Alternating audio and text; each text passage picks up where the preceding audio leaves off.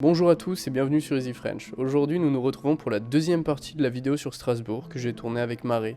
Donc allez regarder, on y va. Qu'est-ce que vous pensez de l'Alsace ? Eh ben, c'est une très bonne région culturelle, que ce soit niveau monuments, bâtiments, surtout aussi à Strasbourg ici. Sauf le temps forcément, qui est un peu un temps foireux. Sinon oui, c'est une très bonne région, voilà. Alors on aime beaucoup le centre-ville, il y a beaucoup de rues piétonnes, donc c'est très agréable. Et l'architecture aussi est très jolie, donc c'est très sympa. Oui, c'est super joli, il y a beaucoup d'histoire, ça on remarque aussi. Et c'est très agréable comme ville, on peut se promener tranquille, c'est agréable. Et par rapport à l'Alsace en général, qu'est-ce qu'on peut faire dans cette région ? Dans la région globale? Dans la région globale.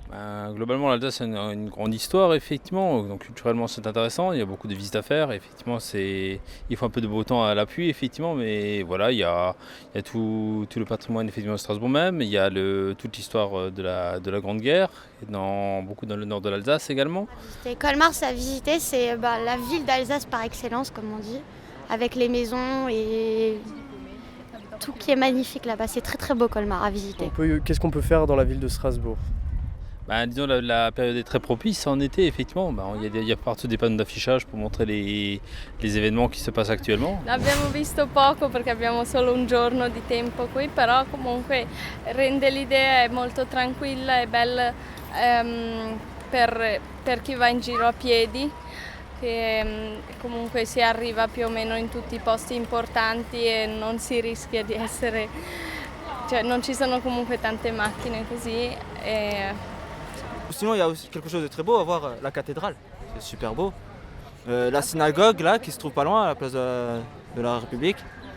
Et aussi la mosquée qui est pas loin du lycée Pasteur, c'est ça Inès hein? Voilà. Donc il y a des belles choses à voir à Strasbourg.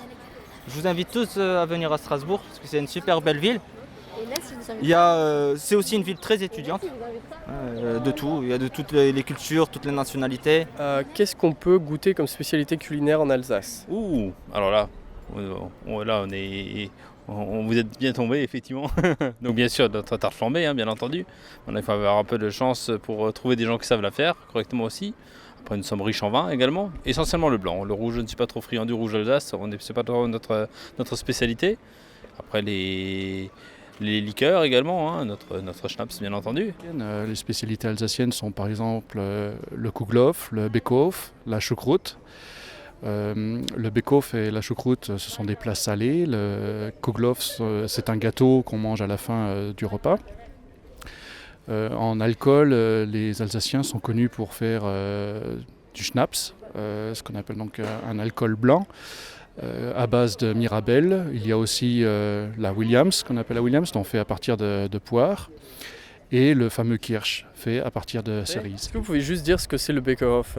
Alors concrètement, c'est une recette à base de viande, donc qui est cuite avec ses pommes de terre et voilà, il y a beaucoup d'épices et voilà. Et est-ce que vous connaissez une spécialité culinaire alsacienne ? Oui, la choucroute, les flammkuche, la flammkuche. Et les gâteaux, hein. Ah oui, on a goûté des petits biscuits, des petits gâteaux. Les bretzels, ils en font ici, je sais pas si c'est typique alsacien, c'est plutôt allemand. Ouais, peut-être, ouais. Mais bon, ça on n'a pas encore goûté. Merci beaucoup. La question c'est, qu'est-ce qu'on fait dans votre région ? Qu'est-ce qu'on peut faire en Alsace comme truc cool ? Bon alors quand on part un peu de l'Alsace, il y a Europa Park, c'est incontournable. Sinon pour les petits enfants, il y a la planète des singes, la volerie des aigles. C'est le parc Astérix, non ? Ou le truc des... Si, il y a un... Oui voilà, le Walibi-Strauss. Je sais plus, bon c'est à côté, c'est dans le même, il y a le truc des cigognes aussi, c'est dans le même patelin, c'est à Célestat. À Mulhouse, il y a plein de musées, il y a le musée du train, le musée automobile qui est international, le musée de l'électricité, le musée des textiles, l'écomusée qui est super sympa pour les enfants.